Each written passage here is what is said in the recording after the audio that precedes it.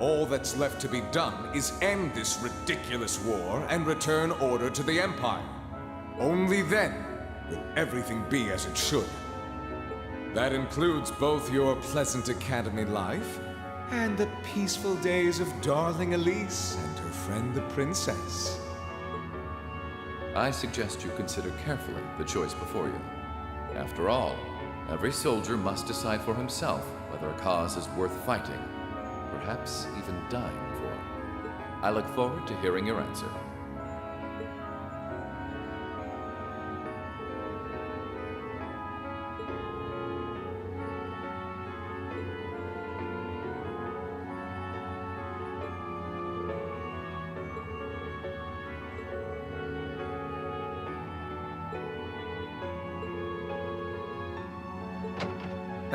Keep racking your brain like that and smoke will start coming out of your ears.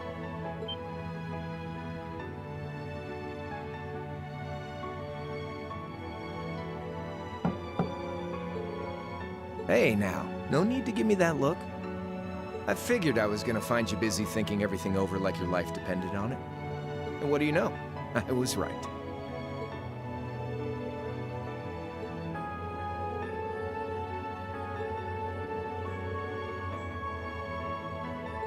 It's tough being popular. If you joined us, I could get away with doing half the work I am now. So come on, stop freaking out about it so much and make a choice.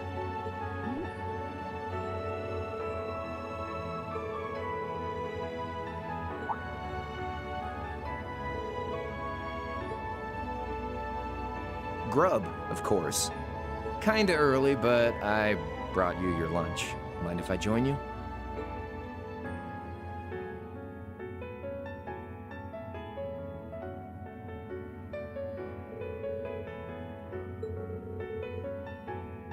Oh, that kind of food more your thing? Okay then, give me a minute while I go ask the chef to whip something up. Cool. All right, dig in.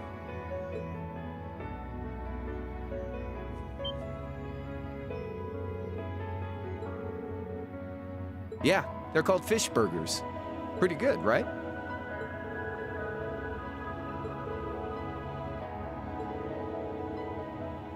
Well, glad to hear it. Guess it was worth putting my cooking skills to the test after all. Was my first time cooking in a while, too. Sharon could probably do better, though. But I wanted to give it a shot anyway. This stuff was like soul food back in Dry, where I grew up. To think, all the time we spent searching for the leader of the Imperial Liberation Front, and he was right under our noses. Crow Armbrust from the Jirai SEZ. Oh, yeah. Vita was using some weird thing of hers to let you see what was going on, wasn't she? So I guess you saw what happened there.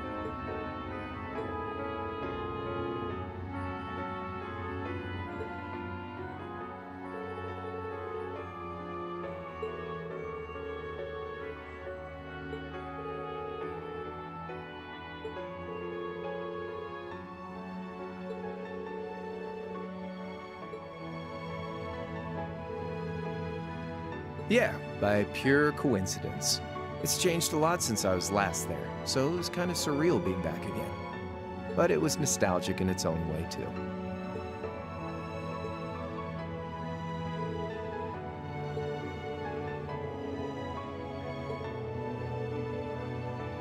Oh.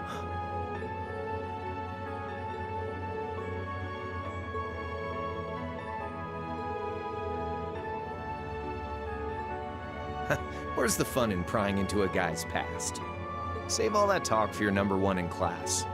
Who's the lucky girl anyway? Elisa? Laura? Emma? Fee? And don't tell me it's Milliam, because, you know, it...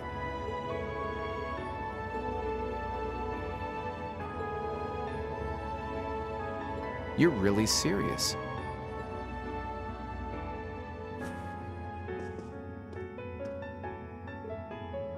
My past really isn't that big of a deal, you know. It's got nothing on yours, that's for sure. If you find yourself thinking that's all when I'm done, well, I warned you. So, you really want to know?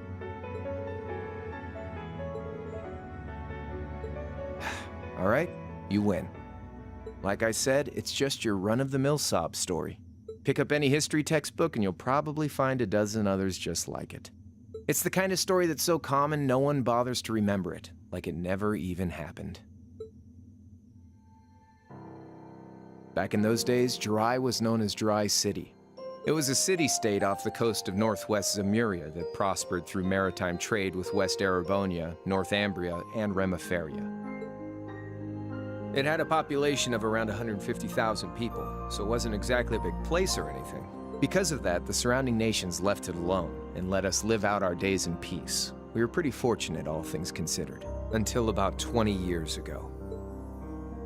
That was when the Northumbrian disaster struck, and much of the Principality of Northumbria was turned to salt. And as a result, trade on the northwest shore was reduced to virtually nothing. Day after day, Jirai's prosperity started to fade away. Still, it wasn't all bad. We had our fishing, our historic landmarks, our septium mines. We could make use of those to get trade going again, both to keep our state running and to help out Northumbria. In fact, the one who advocated that approach was the mayor, my grandfather. He was the last mayor Jirai City ever had. He was a stubborn old bastard, but he had this wry sense of humor and was well loved by everyone. I lost my mom and dad early, so he was also my only living relative. He taught me just about everything a guy could know. He was like a mom, dad, and your old master rolled into one, I guess. Anyway, fast forward to 10 years ago. Out of nowhere, we received this proposal from the Erebonian government. They said they wanted to extend a railway line from Heimdall all the way to Jirai. We relied on the sea for trade before, but there wasn't any reason to believe we couldn't benefit from being connected to Heimdall by rail. The proposal drew overwhelming support from the city's council, and as a result, my grandfather was forced to accept. Within a year, the city had all of its old life back and then some. The streets were more bustling than ever. But keep in mind, this was a result of huge amounts of imperial capital flowing into the city. Land and buildings we once treasured were bought up left and right. Everything became a target for investment. People only cared about making money. Something similar supposedly happened in Crossbell too, but unlike there, no opposition existed in Jirai. My grandfather sensed something was off, and he tried what he could to get the situation under control. Then one day, someone blew up the railway line leading to Jirai. Everyone demanded that it be repaired as quickly as possible. Everyone except the imperial government. Instead, they panned our national security arrangements for being insufficient and threatened to withdraw all imperial capital. The city was left in an uproar like we'd never seen. Shares plummeted, and with no one able to ascertain the culprit's identity, chaos reigned. That was when he showed up. Chancellor Gileath Osborne, in his third year as representative of the imperial government, personally came to Jirai. We then received a second proposal. The restoration of the railway and its future security will be seen to by the Imperial Army. In return for our continued assistance in safekeeping, Jirai will come under the wing of our glorious empire and attain even greater prosperity as a special economic zone. The timing was too good to be true, really. Realizing this, my grandfather staunchly opposed the idea. He tried everything he could to convince the city's council to reject the offer. Unfortunately, once you taste the sweet fruit of prosperity, it's hard to want to go back. The council, made up of influential merchants and all their greed, jumped at the offer. And tempted by the elimination of customs, together with the tax breaks from being an SEZ, many of the citizens did too. And during all that, they'd conveniently found a suspect behind the railway incident. My grandfather. He loved Jirai more than anyone, and up till then, its people loved him too. And yet, virtually overnight, he found himself facing the wrath of both the city's council and the citizens alike. Left with no choice, he resigned from his position as mayor, and Jirai formally became part of the empire. Both of these things happened on the same exact day. That was 8 years ago. Naturally, everyone knew my grandfather wasn't the one who did it. They knew who was really responsible. They just turned a blind eye to the truth. See? I warned you. Just your run-of-the-mill sob story.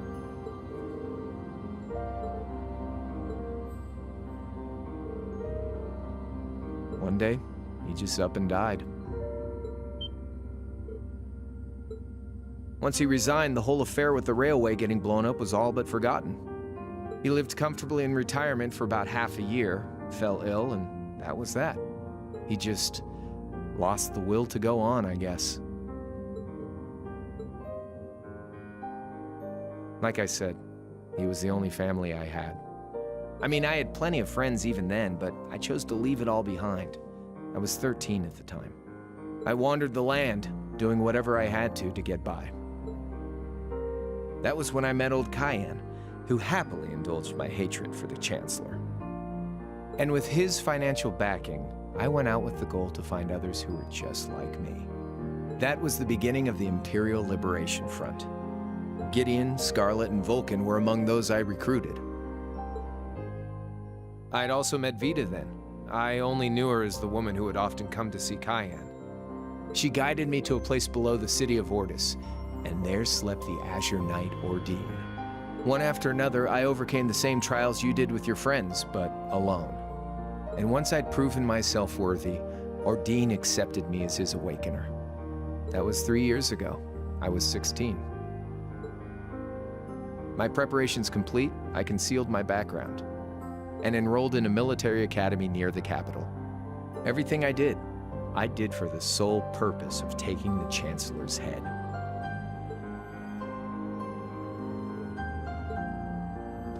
Come on now, what's with the face? You look sadder about all this than I do. I swear. I'm not trying to tell you the Chancellor was evil or anything. Still, there's no denying that he managed to outwit my grandfather. And he may have lost, but Pop's always loved a good gamble. It's thanks to him that I'm pretty good at chess, card games, that kind of stuff.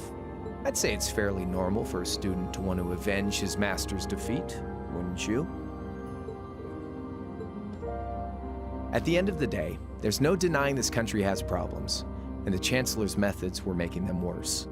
I studied those problems, worked out how to use the situation to my advantage, and then won the game with an all-or-nothing gamble. But when you think of how peaceful Jirai is now, I'd say I've got a duty to clear up the mess left behind by my game too, which means ending this war and restoring peace. So it's only when that's done that my game is truly over.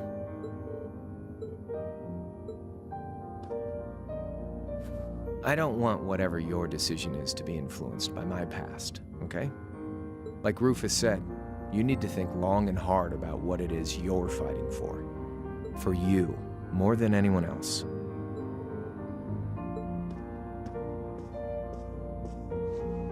Anyway, I think I've stuck around here for long enough. You're gonna be treated as a visitor. Well, sort of. It's about time for the higher-ups to head back to Heimdall, so go ahead and pass the time however you want.